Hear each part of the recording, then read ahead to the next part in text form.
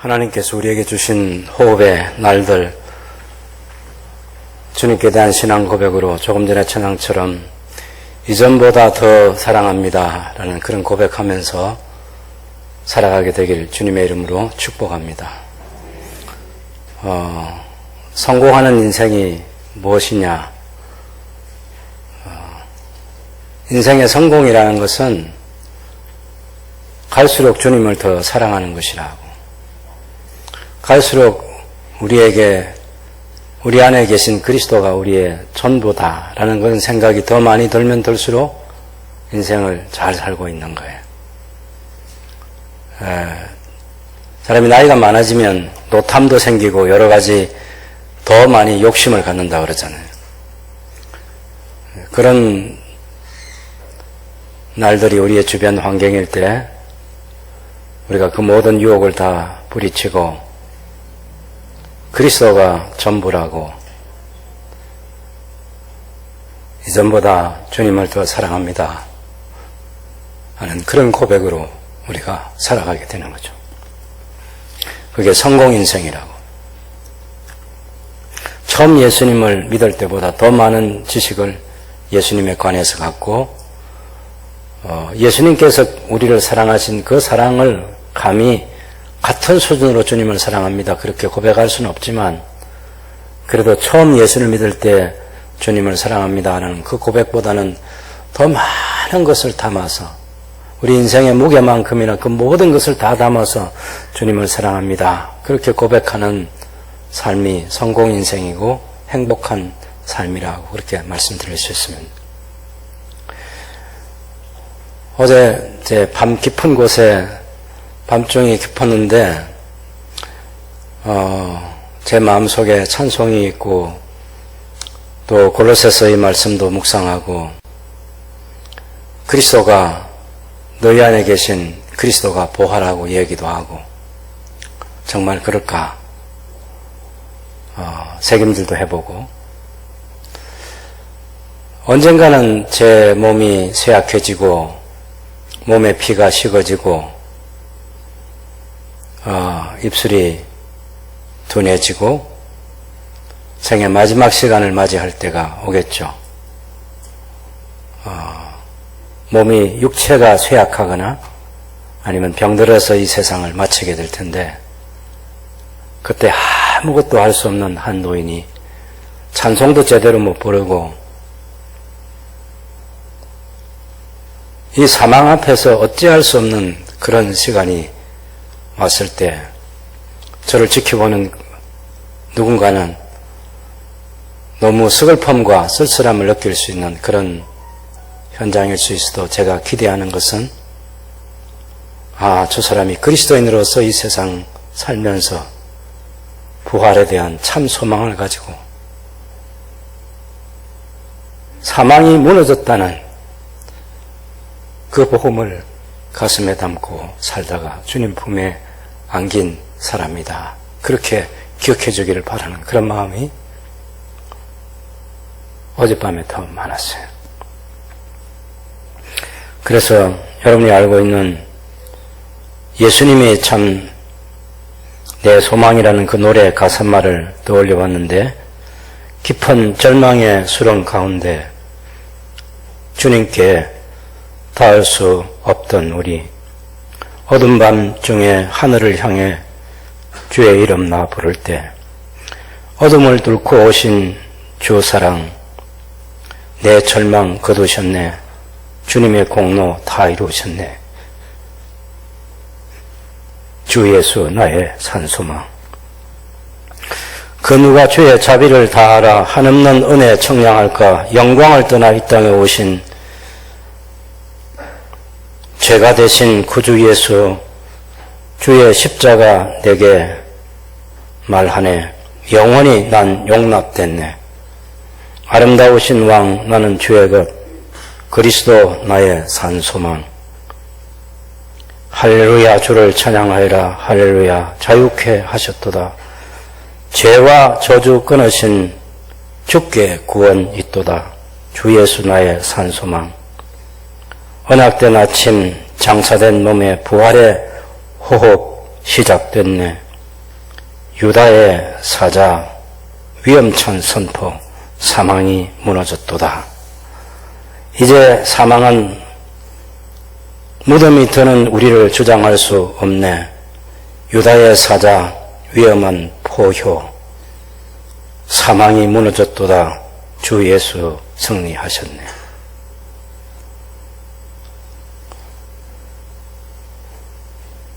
유다 지파의 사자 위험한 선포, 위험찬 선포 혹은 유다 지파의 사자 위험찬 포효. 이걸 계시록을 모르는 사람이 어떻게 이 가사의 의미를 알겠습니까?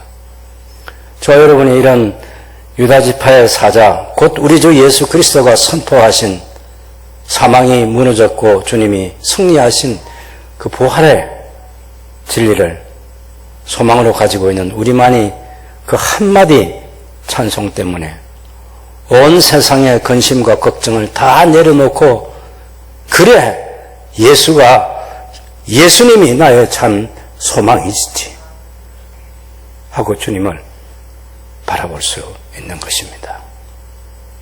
죽음의 시간이 우리에게 가까이 왔을 때 그때 부활의 아침을 생각하면서 예수님이 나의 산소망이시라고 그 주님의 품에 안길 날을 언젠가는 기다리고 사모해야 되겠습니다. 오늘 우리가 읽었던 이 말씀은 그림을 한번 잠깐 보시면 어떻게 생겼는지 2장 1절에서 10절까지 사실은 1장 24절부터 계속된 것입니다.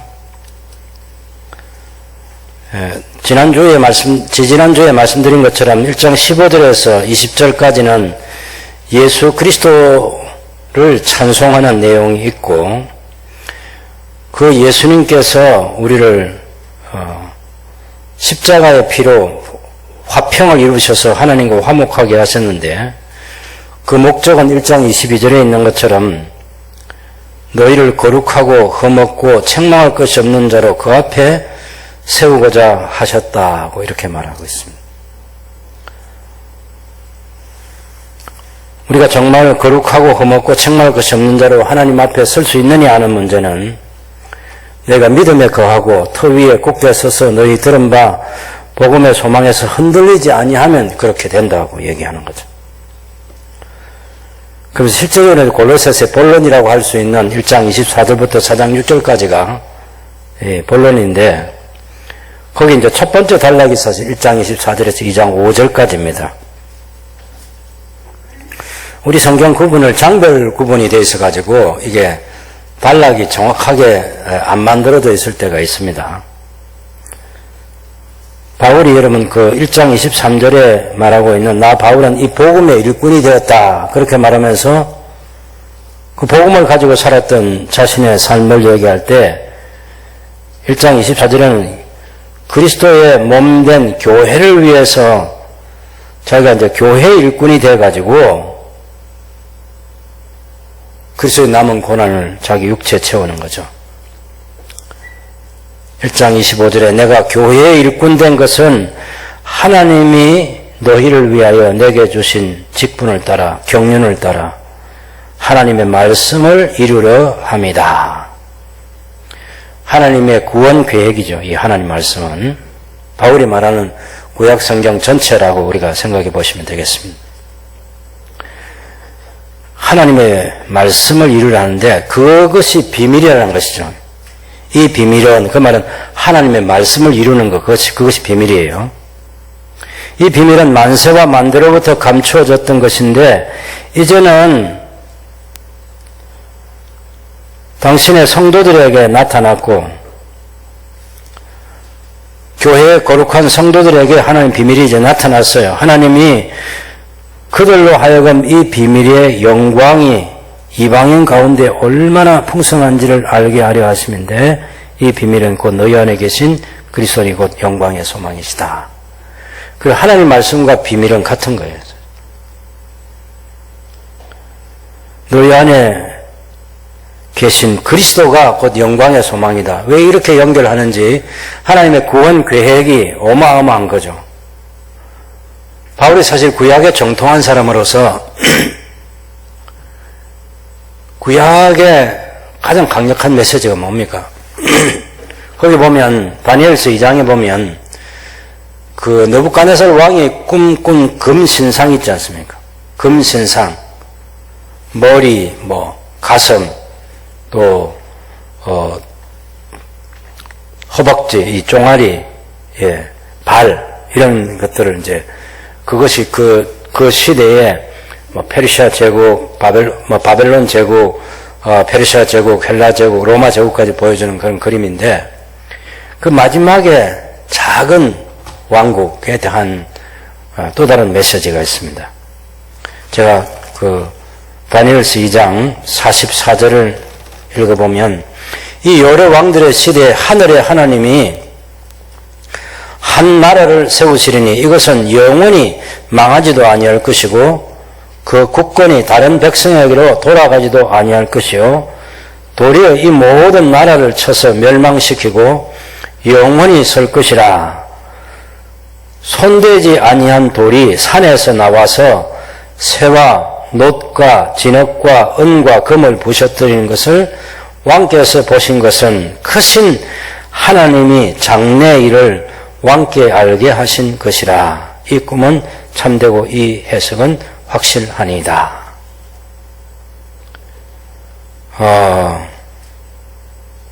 그때 여러분 느부갓네살 왕이 엎드려 다니엘에게 절을 했어요.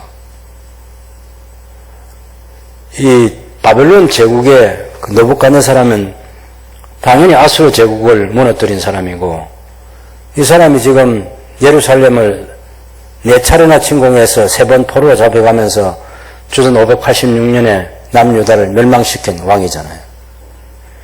이 사람이 전 605년에 제1차 바벨론 포로로 잡아온 사람이 소년 다니엘이었어요. 17살 정도 되는. 자기가 제국을 건설하면서 한 꿈을 꿨는데 금신상의 꿈을 꿨는데 그걸 아무도 해석하지 못해. 그런데 다니엘이 차례대로 탁 제국을 해석해주고 이 마지막 날 한 왕국에 대한 얘기를 하는데 영원히 망하지 않는 한 왕국에 대한 계시를 일러주는 거예요.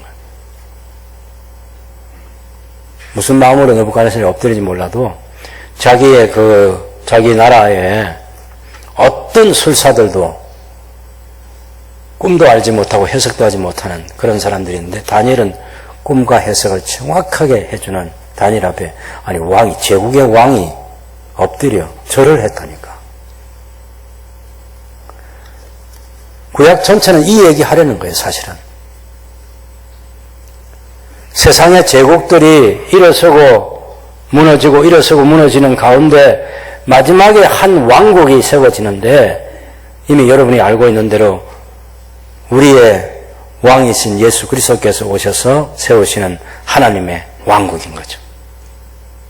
그 권세가 영원히 계속되는, 한 번도 그 왕권을 누구에게 넘겨주지 않는 그 나라에 대한 계획.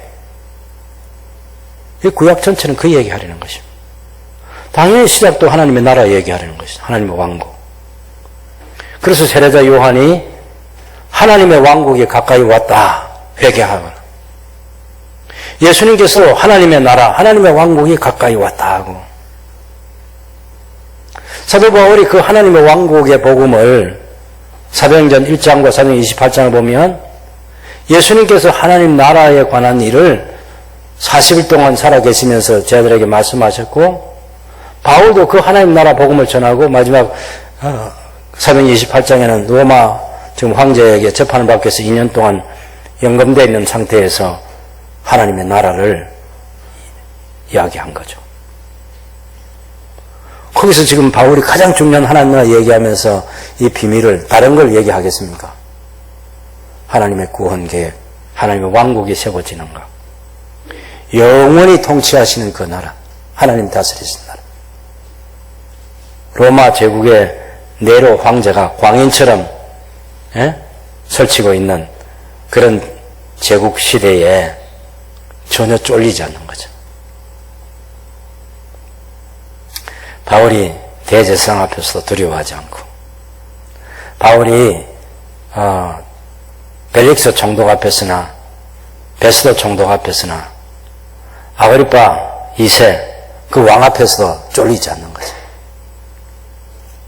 자기를 만나주신 예수 그리스도, 그 그리스도께서 주신 복음을 들고 그리스도의 종이 되어서 그 세상, 자기가 살고 있는 세상을 다 누비고 다녔던 사도 바울이 얼마나 큰 권세가 무엇인지를 아는 사람이고, 커다란 신전을 보면서 세상 사람들이 섬기는 그 신이 얼마나 대단한지를 눈으로 보면서도 많은 사람들이 언금을 쫓아서 분주하게 움직이는 그런 세상을 보면서도 그 어떤 것에도 쫄리지 않고 흔들리지 않고 부러워하지 않고 이 하나님의 왕국을 전파하면서 그 왕국의 왕이신 그리스도를 자랑스럽게 생각하는 사도 바울의 삶이었습니다. 이 비밀은 그리스도인데 너희 안에 계신 영광의 소망이니라. 그래서 바울이 뭘 했습니까? 열심히 일한 것이 바로 그 그리스도를 전파하고 각 사람을 권면하고 가르치고 각 사람을 그리스도 안에서 완전한 대로 세우려고 하는 노력. 바울이 그냥 자기 혼자 짝사랑하고 혼자 열심히 하는 것이 아니라 바울 속에서 능력으로 일하시는 하나님, 능력으로 일하시는 그리스도, 능력으로 일하시는 성령의 애쓰심을 따라서 자기도 열심히 수고한다. 그렇게 이제 1장 24절에서 29절까지 교회 일꾼으로서 어떻게 살고 있는지를 얘기하고, 지금 2장 1절부터 5절까지는 그 얘기를 또 반복하고 있는 거예요. 자기가 얼마나 수고하는지 알기를 원한다. 누가? 고로새 교회 성도들이, 그리고 라오디게아에 있는 성도들까지. 2장 1절을 보시면 내 육신의 얼굴을 보지 못한 자들 위해서 얼마나 열심히 얼마나 힘쓰는지를 너희가 알기를 원한다. 그리고 이제 그 목적은 그들이 이제 그 고로새 교회 성도들의 마음의 위안을 받고 사랑 안에서 연합해서 확실한 이해의 모든 풍성함과 하나님 비밀은 그리스도를 깨닫게 하려 함이라 하고 그렇게 목적을 말하고 있습니다. 그 안에서 그리스도 안에는 지혜와 지식의 모든 보화가 감추어져 있느니라. 4절 5절을 보면 이제 거짓 교사들에 대해서 경고하는 거죠. 아무도 교묘한 말로 너희를 속이지 못하게 하려 함이니. 지금 이 골로새서 2장에서 3번 거짓 교사들에 대해서 경고를 합니다. 두 번째 경고는 8절에 보면 누가 철학과 헛된 속임수로 너희를 사로잡을까 주의하라. 이것은 사람의 전통과 세상의 초등 학문, 초등 원리들을 따름이요 그리스도를 따름이 아니니라. 그 다음에 16절에 가면 또다시 거짓 교사들에 대해서 19절까지 그러므로 먹고 마시는 것과 절기나 초하루나 안식일을 이유로 누구든지 너희를 비판하지 못하게 하라. 이것들은 장래일의 그림자이니 몸은 그리스도의 것이니라. 아무도 꾸미는 겸손과 천사 숭배를 이유로 너희를 정죄하지 못하게 하라.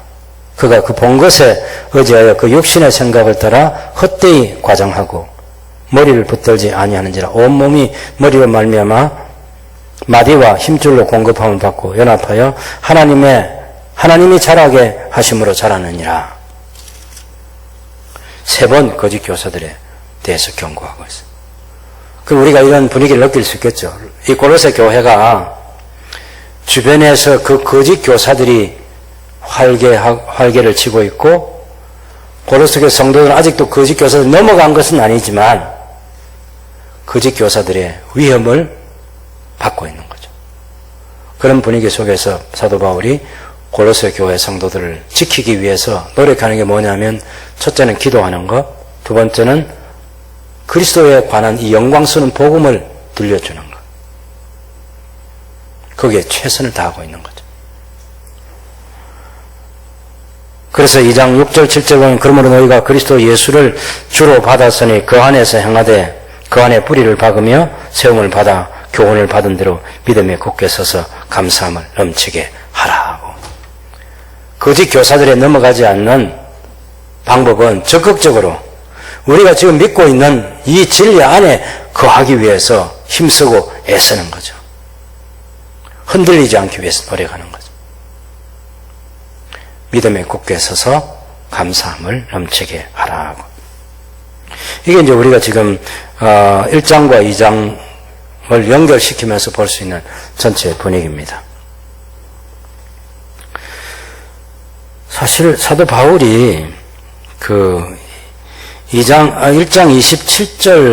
27절에서도 이 비밀은 너희 안에 계신 그리스도시니 곧 영광의 소망이시다. 그 다음에 2장 3절에 보면 그 그리스도 안에, 그 안에는 지혜와 지식의 모든 보화가 감추어져 있다. 그리스도 한 분을 두고 사람이 추구하는 모든 것이 그리스도로 충분하다. 이렇게 얘기하는 거예요. 그게 보화라고 말하고 있습니다. 여러분은 어떤 보화를 찾고 있나요? 어떤 보물을 가지고 싶어요? 사람이 나이 들면 그 옛날 우리 시골의 어르신들은 그 자식들이 해준 그 금반지 그게 굉장히 자랑이었어요. 예, 금반지 두께 가지고 말이죠. 예. 사실 쓸 데도 없는데 그래도 그 노란 반지 끼고 나가면 동네 주변 친구들한테 자랑하는 거죠. 자랑하는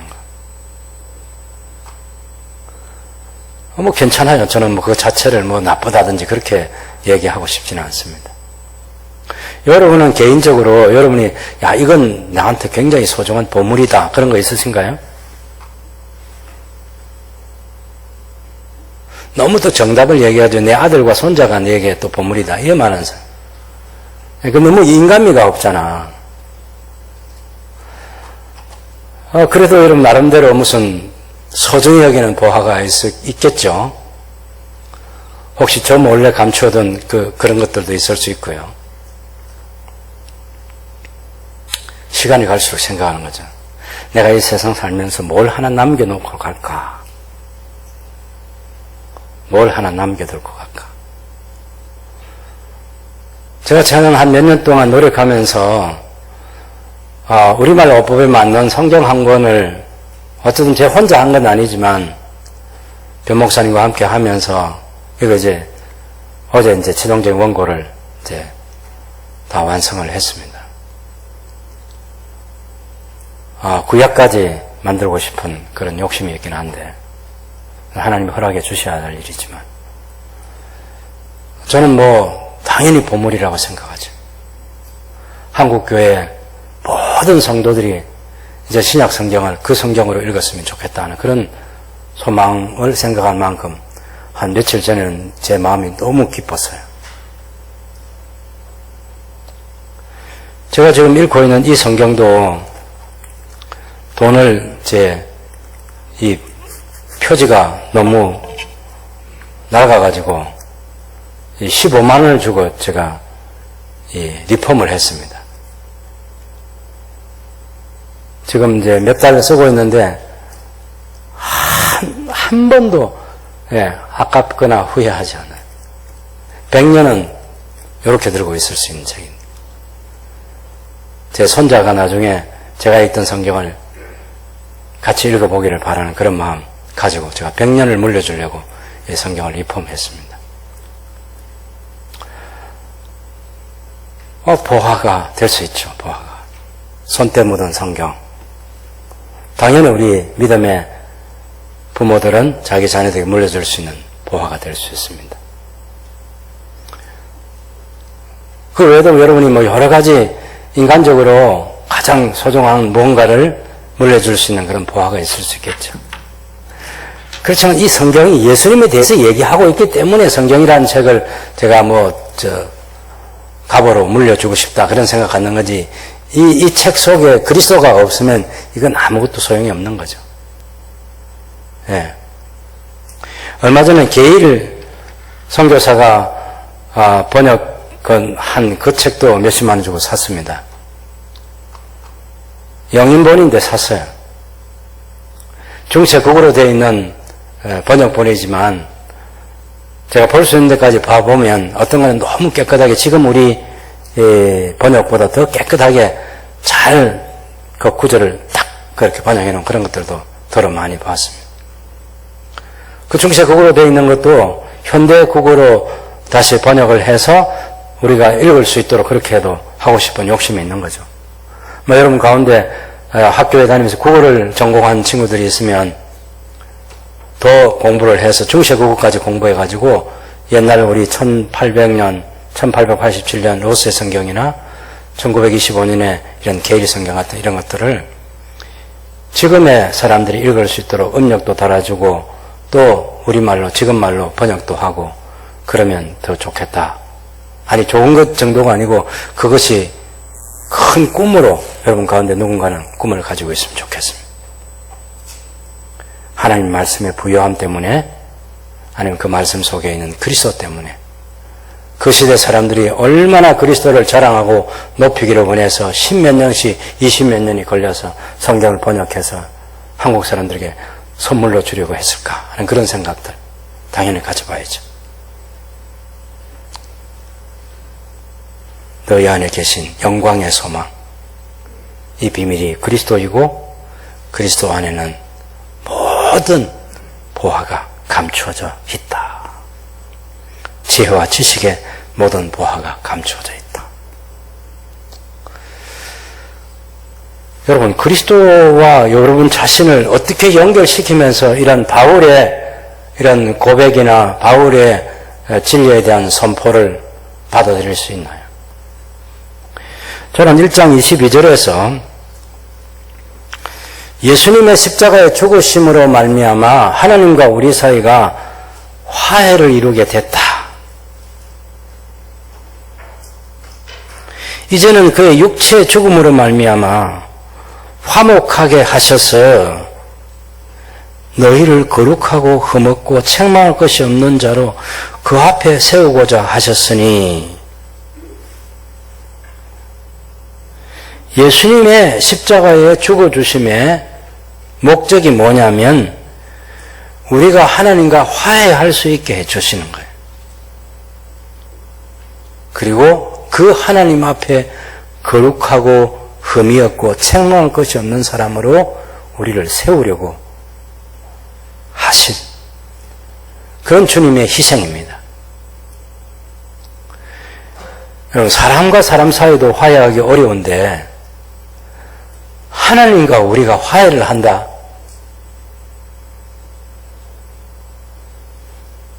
하나님과 우리 사이는 원수 사이예요. 예.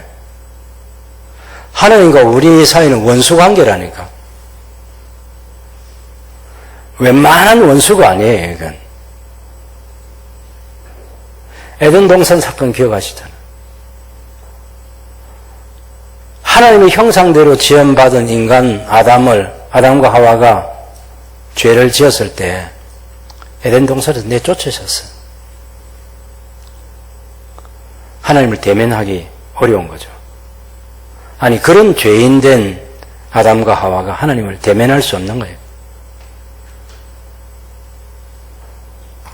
그런데 하나님께서는 그것을 포기하지 아니하시고 처음 창조의 목적대로 당신의 백성들이 하나님 앞에 설 수 있도록 그것을 위해서 수많은 일들을 하신 거죠.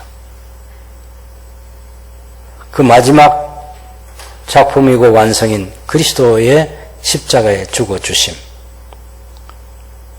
저와 여러분의 모든 죄를 예수 그리스도에게 다 담당시키셨어요. 우리는 그릇 행하여 각기 제 길로 갔는데 하나님께서는 우리 무리의 죄악을, 저와 여러분의 죄악을 예수님께 다 담당시키셨어요.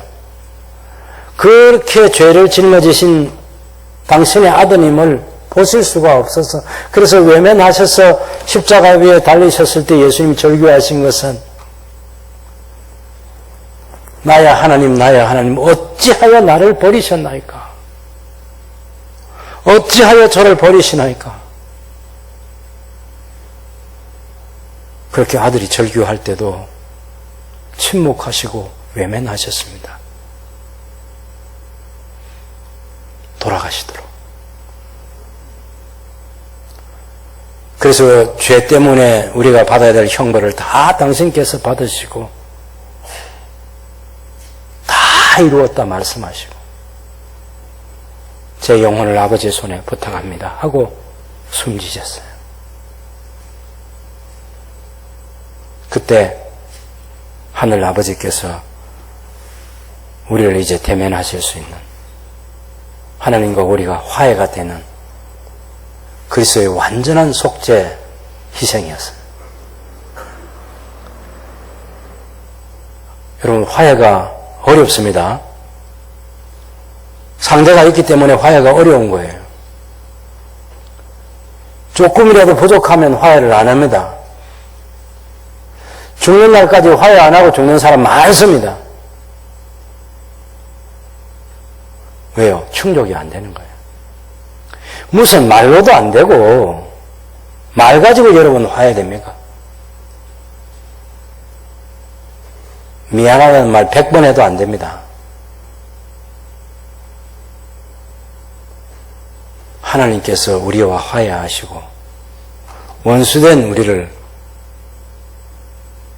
만나주시고 예수님께서 십자가 지신 그 사건 때문에 머리털만큼도 하나님의 마음 가운데 남아있는 찌꺼기 없이 언짢은 거 없이 완전하게 용서해 주시고 용납하시는 거예요. 이게 하나님께서 당신의 백성들과 화해해 주신 사건입니다. 그리스도가 우리를 위해서 희생당하셨을 때 하늘 아버지께서 만족해 하신 거죠. 사도 바울이 지금 그 진리를 알고 있는 것입니다. 아담 때부터는 말할 것도 없고 아브라함부터 예수님까지 2000년의 역사를 죄인된 인간은 어떻게 하나님 앞에 설 수 있는지를 생각해 보는 거죠.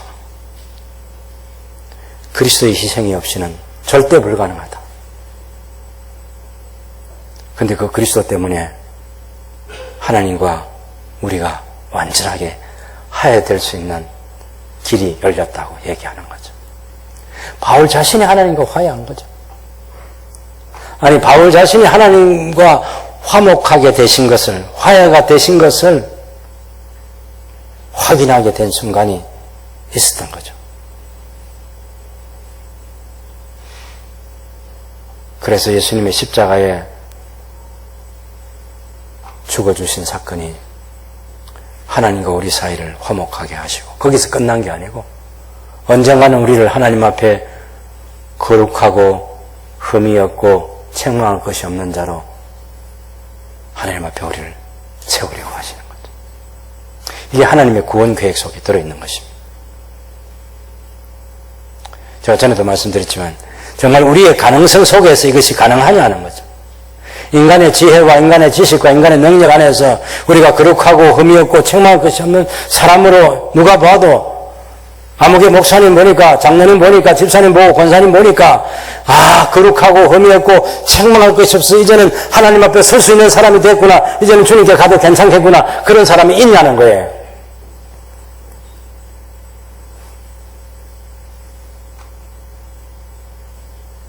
물론 우리가 거룩한 하나님의 사람으로 살아가기 위해서 노력해야죠. 순종하기 위해서 또 노력하고 또 노력하고 넘어졌다가 다시 일어서서 또 노력하고. 그러나 여러분, 앞서간 우리 믿음의 선배들 한번 그 죽음의 시간까지 정말 거룩하고 흠이 없고 책망할 것이 없는 사람으로 마지막 숨을 거두셨나요?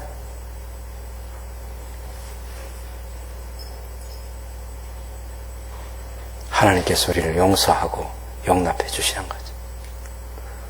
우리는 거룩하지 못하고 우리는 흠이 많고 우리는 책망할 것이 많아요. 근데 그리스도께서 우리를 당신 안에 품어주시는 거죠. 그리고 영원을 함께 사시기 위해서 고린도서 15장 35절에서 44절에 있는 말씀처럼 우리를 다시 부활시켜서 썩지 아니할 몸으로, 쇠하지 않는 몸으로, 영광스러운 몸으로, 신령한 몸으로 우리를 완전히 새롭게 빚으셔서 하나님 앞에 세우시고 그리고 하나님과 함께 영원을 살게 하실 거죠. 여러분 출애굽기 19장에서 24장 언약을 체결하는 그 장면 기억하시잖아요. 그 언약을 체결하는데 언약 체결을 다 하고 나서 24장 9절에서 11절에 보면 하나님 앞에서 먹고 마시는데 하나님께서 손을 대지 않습니다. 그때 언약 체결식에 참여한 모세와 아론과 그 장로들이 그 70여 명이 먹고 마시면서 그 사람들이 완전했나요? 완전하지 않았습니다. 그 끝나고 나서 얼마 안 돼가지고 금송아지 만들어가지고 이 금송아지가 우리 하나님이라 그렇게 했던 사람들이 바로 그 사람들입니다.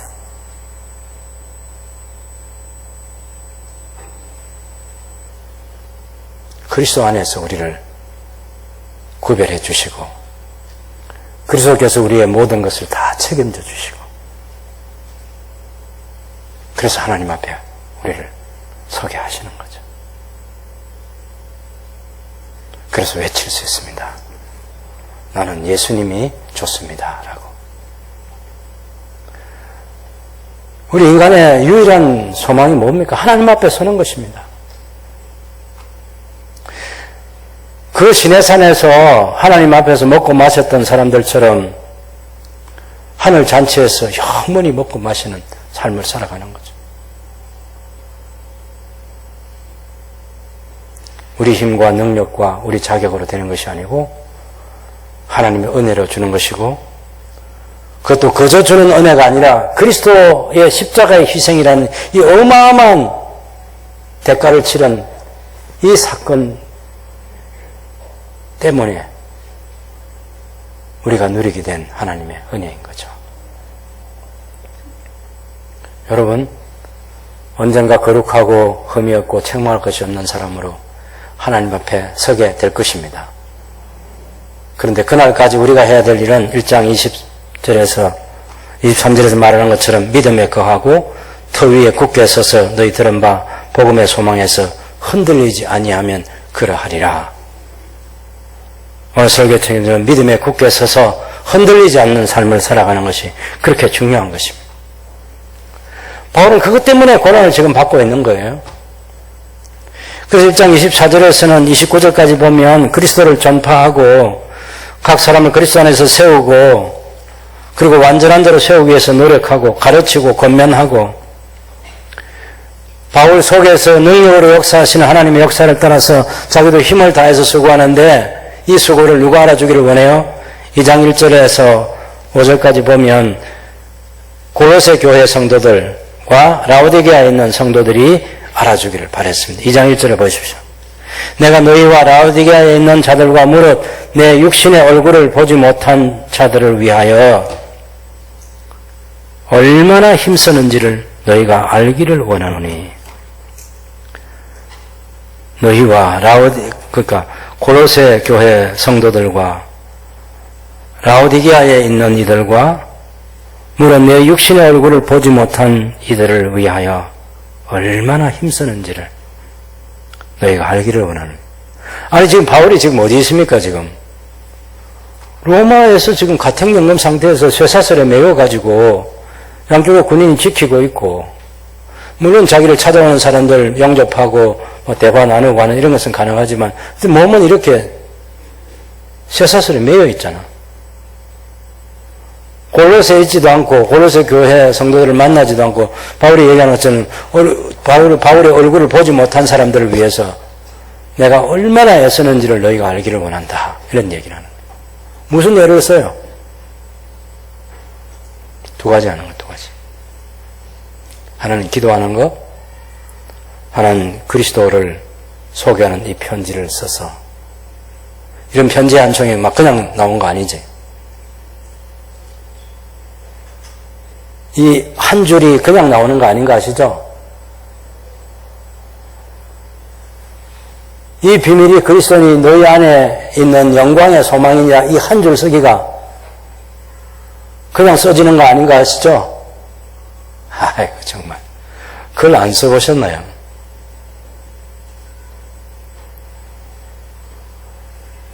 얼마나 구약을 정리하고 이해하고 살피고 그리스도를 묵상하고, 물론 성령 안에서 하는 일이지만 그 한 줄 쓰기가 쉽지 않은 거죠.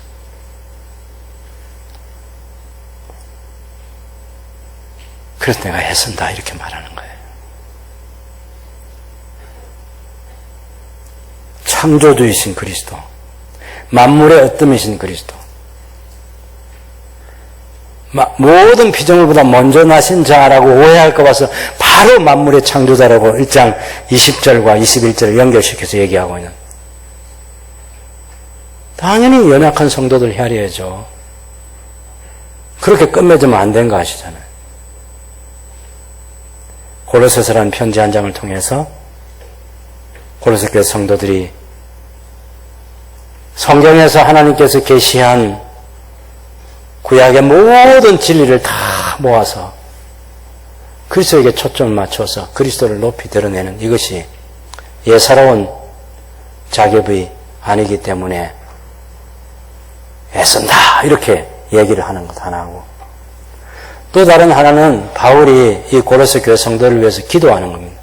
여러분 1장 3절에 보면 우리가 너희를 위해서 기도할 때마다 하나님 곧 우리 주 예수 그리스도의 아버지께 감사하노라 그랬어요.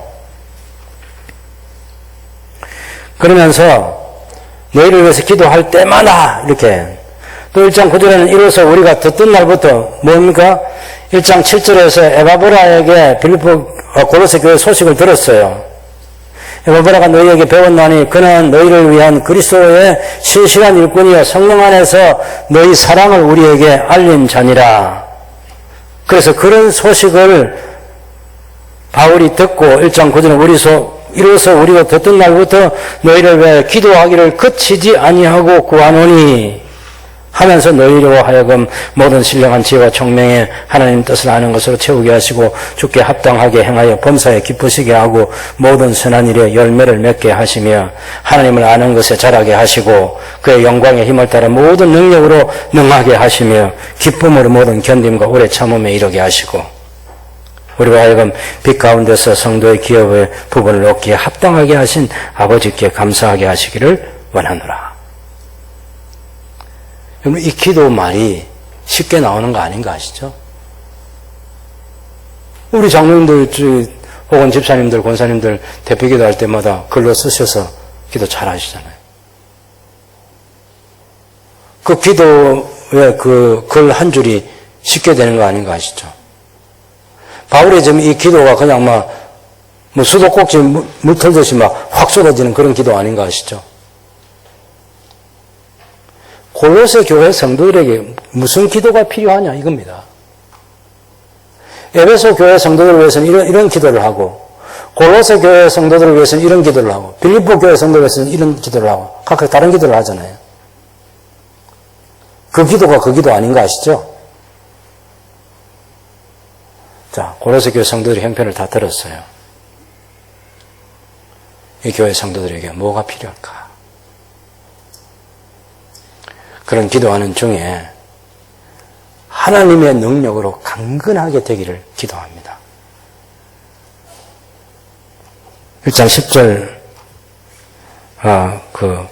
11절에 보면 하나님의 영광의 힘을 따라 모든 능력으로 능하게 하시며 하나님의 모든 능력으로 강건하게 하시며,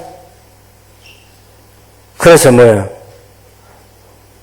사실 강건하게 하시면 그 기도가 아니에요. 몇 자 이렇게 붙이면 안 되는데 강건하게 하셔서 그 다음에 기쁨으로 모든 견딤과 오래 참음에 이르게 하시고, 이것이 하나의 기도이고, 그 다음에 우리가 이런 빛 가운데서 성도 기업의 부분을 얻기에 합당하게 하신 아버지 하나님께 감사하게 하시기를 원하노라. 이게 두 번째 기도예요. 하나님께서 당신의 모든 능력으로 골로새 교회 성도들을 강건하게 해달라는 이 기도를 하는 거예요. 목적이 뭐예요? Can do. 할 수 있습니다. 너는 할 수 있습니다. 그런 사람들하고 능력을 주는 게 아니고, 그 시대의 신앙생활을 해갈 때 많은 어려움이 있을 텐데, 그 어려움을 견뎌내야 돼.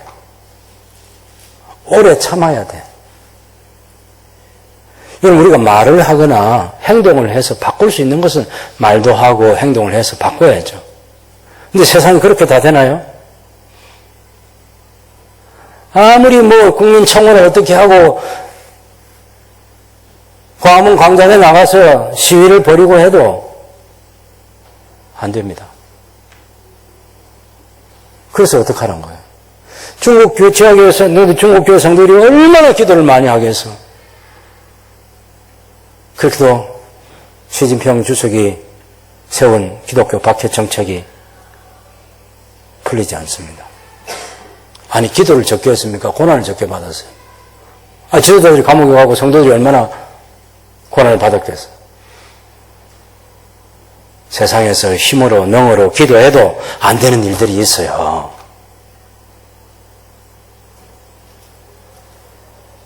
그때는 견뎌야지. 참을 수밖에 없지. 왜 기도를 합니까? 기쁨으로 참고 기쁨으로 견디도록. 그래서 하나님께서 당신의 모든 능력으로 골로새 교회 성도들을 강건하게 해달라는 기도를 하는 거예요. 이 기도 한마디도 그냥 나오지 않았다는 거 아시겠죠? 그래서 애쓰는 겁니다. 기도가 노동이에요. 모르겠어요. 목사님 제게 제일 힘든 게 뭡니까? 물어보면 저는 당연히 기도라고 말하겠어요. 연구활동하는 것보다 훨씬 더 어렵습니다. 여러분에게 지금 설교하는 것보다 훨씬 더 어렵습니다.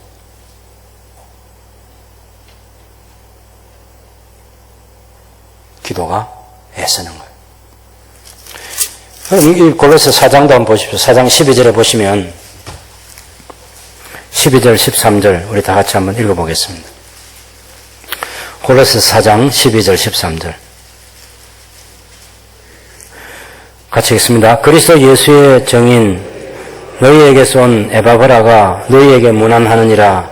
그가 항상 너희를 위하여 애써 기도하여 너희로 하나님의 모든 뜻 가운데서 완전하고 확신 있게 서기를 구하나니 그가 너희와 라오디게아에 있는 자들과 히에라볼리에 있는 자들을 위하여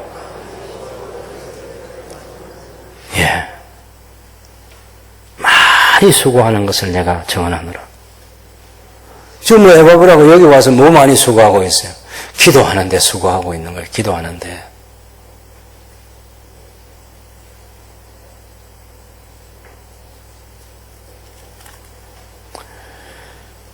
여러분께서 저같이 부족한 사람을 위해서 기도해 주셔서 제가 오늘 여기까지 이르게 됐습니다. 정말 감사드립니다. 물론 항상 기도하지 않은 성도님들도 계시겠지만 생각날 때 기도해 주셨고 늘 새벽마다 잊지 않고 저를 위해서 기도해 주시는 분들도 계실 테고 수고와 애씀입니다. 목사에게 금부치 갖다 주지 않아도 값비싼 양복 입혀주지 않아도 기도가 더 큰 사랑이고 더 큰 수고인 거죠. 바울은 지금 그 얘기를 골로새 교회 성도들에게 하고 있습니다. 복음의 진리를 골로새 교회 성도들에게 편지로 들려주는 것, 수고하는 것이고 그들에게 가장 적합한 기도 한마디 한마디가 그냥 나온 기도가 아니어서 애쓰는 것입니다. 우리 자식들이 부모님의 기도를 가볍게 생각하면 안 됩니다. 평생의 자식을 안고 기도해준 부모님들의 수고와 애씀을 절대 잊어버리면 안 됩니다. 비록 집 못 물려주고 논밭 땅덩어리 물려준 유산이 없어도 평생을 가슴에 안고 아들이라고 딸이라고 손자라고 손녀라고 품고 기도해 준 것이 그것보다 훨씬 더 가치 있는 일입니다. 더 값비싼 거예요.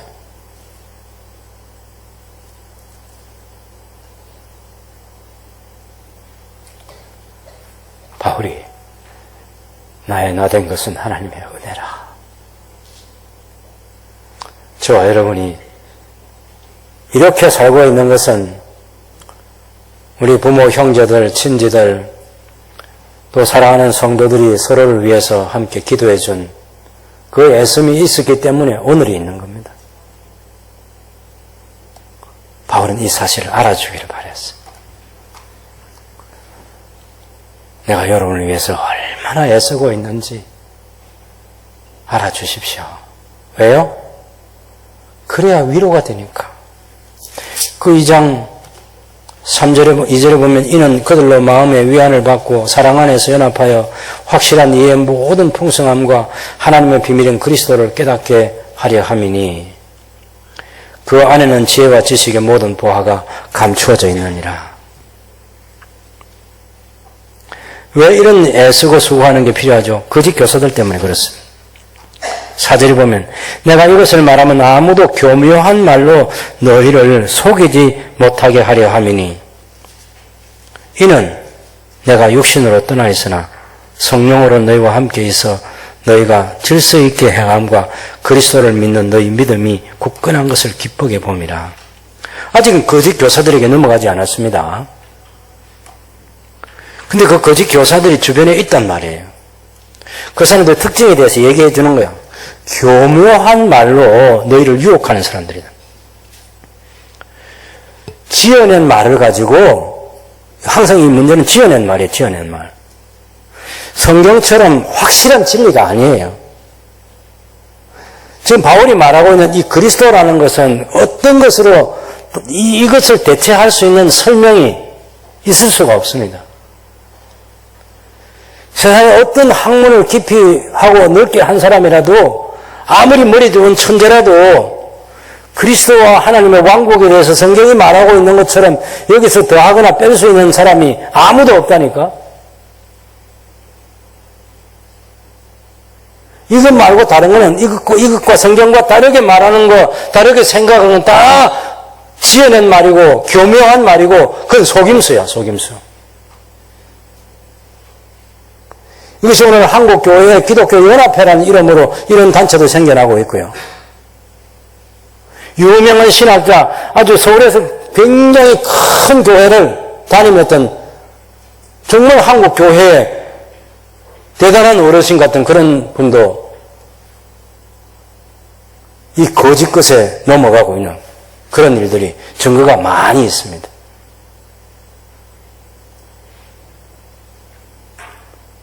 저희 고신교회가 한교총을 탈퇴해가지고 한교총에서 95%를 유지하고 있는 한교총의 회원으로 있느냐면 한교총도 옛날에는 괜찮았어요. 근데 한때 그 이단들을 옹호하는 단체로 전략해가지고 그래서 저희가 지금 한교총과는 교제를 못하도록 지금 총회에서 결정을 해놨습니다.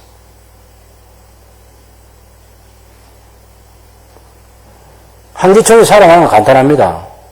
고신이나 합동측이나 통합이나 합신측에서 이단이라고 규정한 사람들 그 교회들 있잖아요. 그럼 그 사람들이 우리가 이렇게 말한 것은 잘못된 말이었다고 정확하게 사과하고 다시는 이런 거짓된 말을 하지 않겠다고 우리에게 얘기해 줘야 돼요. 그래서 이단이 풀려야 된다고. 그래야 교제가 가능하다고.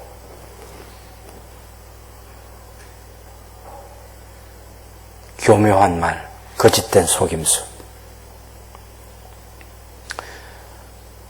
우리가 그런데 넘어가지 않기 위해서는 2장 6절과 7절에 있는 것처럼 그러므로 너희가 그래서 예수를 주님으로 받았으니 그 안에 생하되 그 안에 뿌리를 박으며 세움을 받아 교훈을 받은 대로 믿음에 굳게 서서 감사함을 넘치게 해라. 믿음에 굳게 서 있으라. 근데 2장 5절에 보면 실제로 골로새 교회는요, 바울이 말한 너희가 질서 있게 행하고 있다 하는, 이 군대처럼 믿음 생활을 아직은 잘하고 있어요. 예? 전쟁을 하기 위해서 질서 있게 지금 정돈되어 있는 그 군인들처럼 신앙면에서 골로새 교인들 아직은 성도 교회 공동체가 잘 되어 있다고. 그리고 그리스도를 믿는 믿음이 굳건해요, 아직은.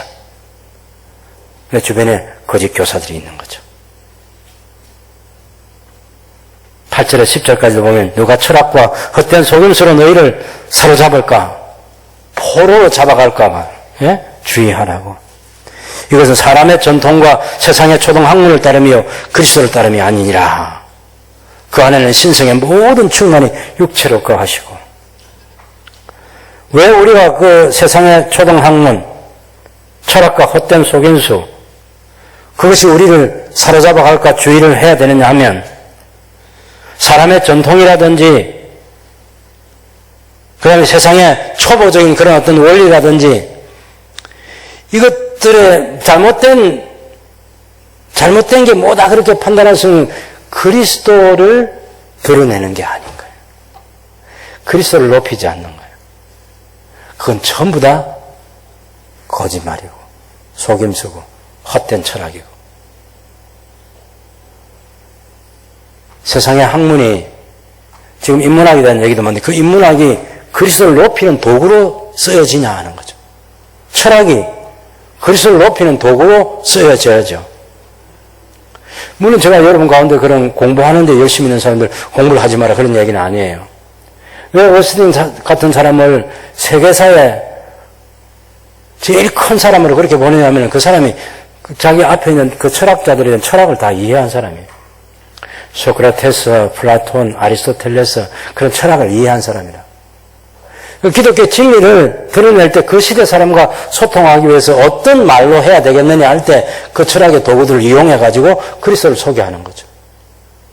그래서 동양과 서양이라고 하는 이 세계를 서로 만나게 해준 사람이 어거스틴이라 하는 거죠.